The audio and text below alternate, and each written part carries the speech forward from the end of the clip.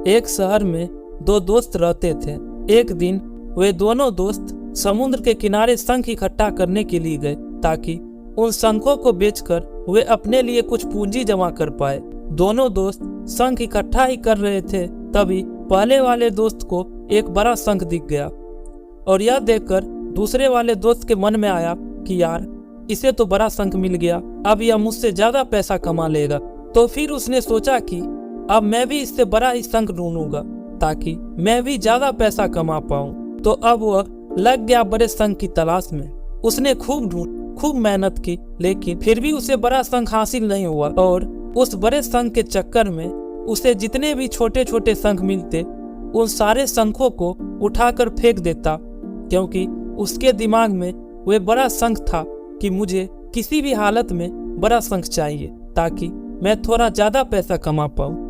उस बड़े शंख के तलाश में दोपहर से शाम हो गई और शाम से रात हो गई। न तो उसे बड़ा शंख मिला और बल्कि छोटे छोटे शंख उसे मिले थे, उन शंखों को भी उसने फेंक दिए तो उसके हाथ में कुछ नहीं आया।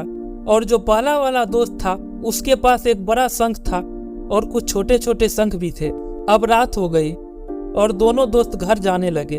तो घर जाते वक्त पहला वाला जो दोस्त था उसने अपने शंख बेच दिए, तो उसके पास जो बड़ा शंख था उसके उसे मिले 1000 रुपए और जो छोटे छोटे शंख जो उसके पास थे उसके मिले उसे 3000 रुपए। और यह जानकर उस दूसरे वाले दोस्त को बहुत दुख हुआ कि काश वह छोटे छोटे शंख को फेंकता नहीं तो अभी मेरे पास इससे भी ज्यादा कमाई होती। उसके दोस्त ने उसे बताया कि जो छोटे छोटे शंख तूने फेंक दिए थे ना, उन्हीं को मैंने अपने पास कलेक्ट कर लिया और उन्हीं की वजह से मुझे मिले 3000 रुपए। और यह जानकर वो दूसरा वाला दोस्त और भी ज्यादा निराश हो जाता है।